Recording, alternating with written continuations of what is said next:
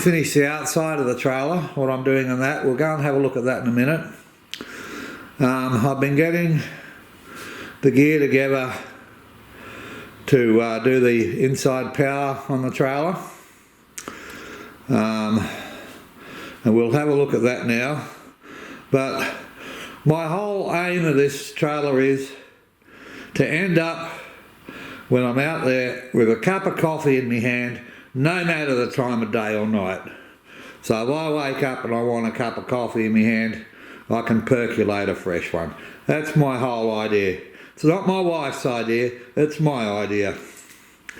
Okay, now for the solar, it's very important to do it the same way you would do a home system or anything else, the same protections, the same gear. So we've got the solar panels up on the roof, okay. We bring that down through a 10 amp no arc breaker into here. And then the output of that goes to the input of the charge controller. I've chose this Victron because it will only be on when the trailer's open. These do tend to run a bit hot. Indeed, you'll see most people even stick a small computer fan on them. However, they're small. And this one's got built-in Bluetooth. Okay, and now that I've got that tablet thing, that iPad, this will actually work on it because unless they've fixed it, that doesn't work with Windows. Okay, so it comes down to the PV input, which is there in the middle, and then it goes back up to this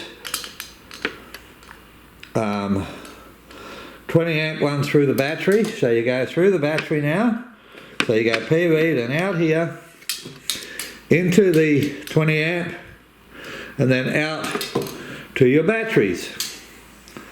Okay, now off your batteries, alright, you have a main disconnect, and again I'm using Blue Sea for this because I've already got lots of Blue Sea gear.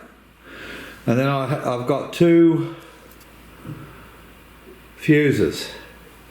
Okay, now this side comes down to this switch box, this switchboard here. And this is important. This is our charging station. It's a lot of USB chargers. Okay, on here as well. Okay,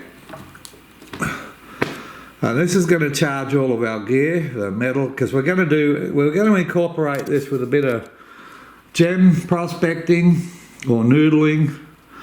And I'm going to take my gold detector out and do some gold detecting. So this is going to power the lights, the water pump, all that sort of stuff is all going to be controlled by the main panel here. All this slot here will be wired into the back. And this is all fused again, okay. So that'll charge everything, our flashlights, our notepads, our small computer we're taking with us for video editing. Absolutely everything will do this DC side. Now on the AC inverter, which we have right here, alright, that's 1000 watt, it's going to be running this 500 watt hot plate. Okay, it's electric, it's got an Australian plug on it that plugs into there. It's got a thermostat control, everything there.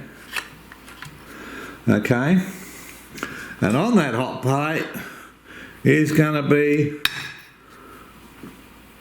my percolator. So basically everything I do here is going to end up in a cup of coffee, which is awesome. And we've got an excellent charging station, and of course we've got more solar than you can poke a stick at on this trailer. We've got that 260 watt solar panel on its roof, and then we've got two, I think, are they 120 watt panels, love? She doesn't know. Anyway, let's just say 110, 120 watt panels that I put out as well. So there's going to be, I don't know, what's 2, 3, 4, about 500 watts of solar on that trailer when it's all up and going. But it's important to fuse it right. I've got it laid out there so you can see what's happening. First of all goes to disconnect, then the fuses, then the bits and pieces, ending in the coffee pot.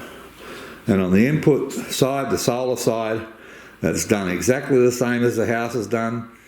That's so everything can be turned off. When I close the lid, all these breakers can be turned off, and that will turn this unit off so it won't be producing heat inside a closed trailer. And once I'm driving, it'll be getting charged off the vehicle, and I showed you all that in a previous video. You'll just have to go back and look for that. Okay, so that's going to be the wiring. Of course, I will be using a minimum of 2 aught, and the wiring's all got, because it's in a trailer, so the wiring's all going to be very short, close to the battery, so I don't have to go overkill on the size of the wire. That should work out really well. Okay, let's go out and have a look at the outside of the trailer. Okay, here we are at the trailer. As you can see, we've got the solar panel on the roof, and I left that gap there. Alright, you can see this fits up here. This is tent posts and all that sort of stuff in there. And in here, this is a fold out wing awning. It wraps right around the trailer, covers the kitchen, everything. It's 2.5 meters. It's lots and lots of cover. Now you'll notice I've got it sitting on there crooked. Okay, you'll notice I've got those mountings bent, and it sits on there crooked. Okay, that's so when I actually unlock it and open it, it's because this is it opens that way. That then becomes perpendicular with this, and it's all straight, and it all opens beautiful. Let's have a look from the front. Okay.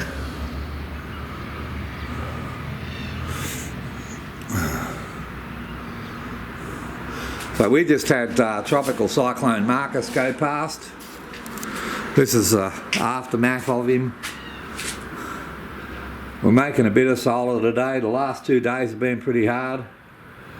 Didn't really get much rain out of him, but lots and lots of cloud and hardly any solar at all. At least we're making some today. That's really good.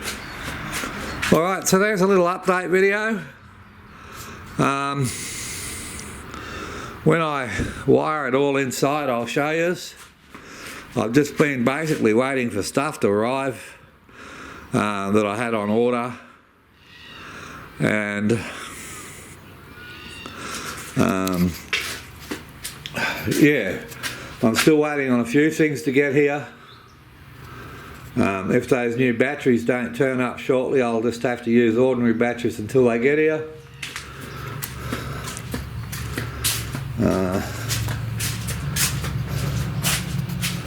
Alright, oh, by the way, see these? They sell these. I had a look. I was actually going to buy one, and then for 100 mil, and they make them out of rubbish drainage pipe, and they want over $100 for the damn things. Okay. Now, this cost me around $130 to make. Okay, and it's out of big, thick sewerage pipe. I have painted it so it's UV resistant. Okay, it's big, it's thick. Little bit over $100 to make it myself and put it on there.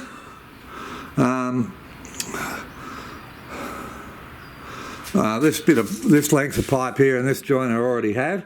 I had to buy this end plate, a little bit more drainage pipe, and this end cover here which screws on and off. Let me show you. I'll just put this down for a second.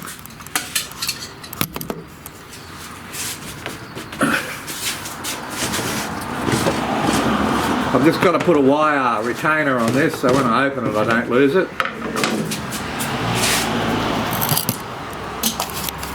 Okay, and that holds all the tent poles and everything for this thing.